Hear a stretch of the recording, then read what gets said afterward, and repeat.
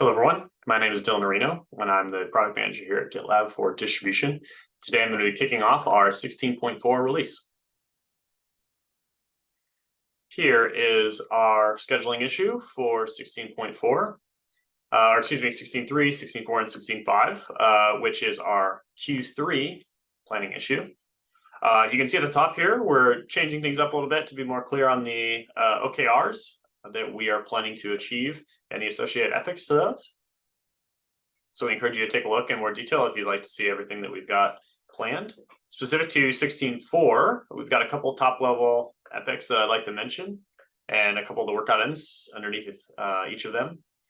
So the first thing that we're going to be working on is operator production readiness, dependency updates and efficiency, and then increasing distribution maintainers and reviewers, and finally ARM support for GitLab. So these are the items that we are planning to tackle in 16.4, but just because of the nature of some of these items, some of them are large. So the reason why we've introduced this quarterly planning issue is to allow the work to kind of flow more easily. But these are the items that we hope to at least make some headway on in 16.4. So moving into our first epic that I mentioned here is our operator production readiness. So the key point here is the operator is a production-ready cloud install method. So similar to our Helm chart, we'd like to now offer the operator as production-ready. The operator can be used right now, and I know there are individuals using it in production. This is sort of just the next step that we would like to achieve as a general sort of production readiness. These are the work items associated with them, more from a UX or a product perspective. Things like, the operator is no longer dependent on the Helm chart. Right now, the underlying operator is running with a dependency on the Helm chart. So we'd like to remove that just so that we have two separate paths forward. The operator is the future, let's say, of our cloud install method. So differentiating that before we go to a production ready system will be important. Then we've got, ensuring that the user experience related to our versioning makes sense. So right now, for some of our certifications, you can only offer the latest version of the operator. However, with the nature of GitLab, we offer mini versions that people can run. Maybe if they don't want to be constantly upgrading to the latest version of GitLab, we want the same to be said for the operator, so that you can run an older version of the operator as needed. And going with the production readiness theme, we would allow people who are interested in using the operator to have an easy migration from the charts. Also, it goes without saying, but we say it here, which is comprehensive documentation for those who want to use it. And then for ourselves and our commitment to offering a consistent product, we have thorough production testing. So those are the work items related to this epic as a whole. I think some of the items that we're working on most immediately is definitely the dependency on our Helm chart. So this is something we'd like to remove. It's a top level item here. And we'd like to investigate it now so that we can hopefully deliver it for production readiness. So moving on to our next epic here, which is upgrading core dependencies and improve the process. In distribution, we deal with the responsibility of making sure that we offer, let's say, the latest dependencies that customers might be interested in running the application or dependencies related to the application that is GitLab. So this might be Kubernetes support or Golang, things like that. And we want to be able to offer the most recent version of a software as quickly as possible. And in this case, kind of jump ahead to offering some of the later versions. So we have two small issues scheduled here, but this will expand to more, especially based on reviewing and defining Kubernetes version support policy. So this is just one example of one of the dependencies that we're focused on. And the plan is to use this one as sort of a groundwork or a foundation for all the other dependencies. So the learnings that we find from this issue will hopefully be expanded to a larger number of our dependencies.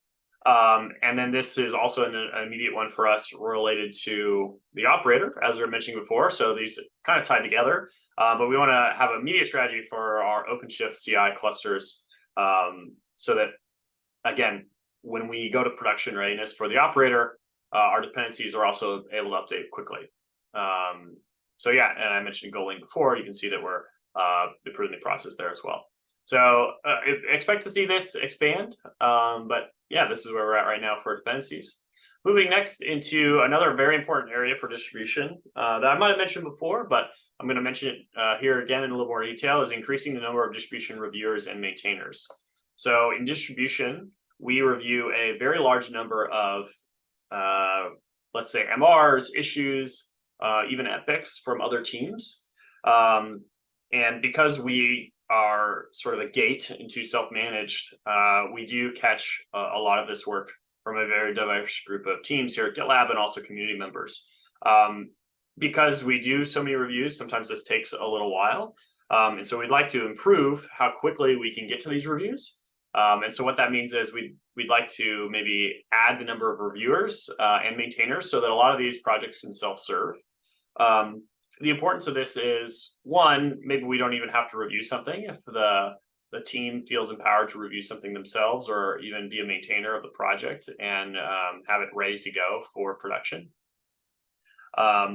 Or the MRs and issues that are created that need to be reviewed by distribution team members might be more complete, and so the reviews are more done more quickly, let's say. If someone is already a reviewer or maintainer of a project and we see it incoming, we might not need to spend so much time on it. So those are some of the benefits. I did want to mention this for 16.4. You can see a lot of these issues are scheduled for 16.3. I do think some of these will roll to the next one, but we do have a lot of plans specific in 16.4 related to all the members of the distribution team being at least in the process, or if they'd like to be in the process, to be a maintainer of our own projects.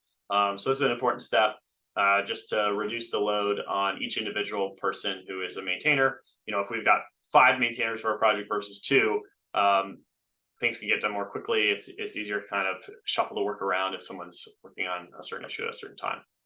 So finally, moving on to our last item for 16.4 that I would like to mention is our OKR related to building multi-architecture images for CNG.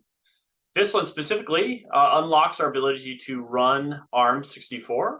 So you can see a fair amount of these are related to ARM64.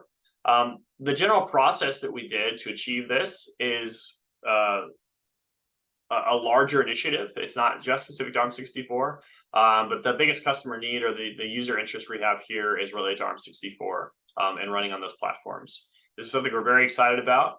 You can see some of these are scheduled for 16.3 already, but this work will roll over, or the completion of this OKR, a bulk of it will be done in 16.4. We don't want to save anything for 16.5 on this one. So expect to see many of these scheduled for 16.4 probably in a couple days. So that's the things that we're excited about.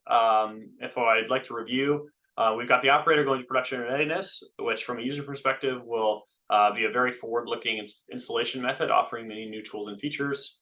We've got upgrading our core dependencies, which one is already a benefit to our users because they can run the latest version of software that they're interested in as soon as a new version is released, such as Kubernetes. We'd like to increase our number of reviewers. This allows us to push out more features more quickly and field more requests from both internal GitLab members and community members.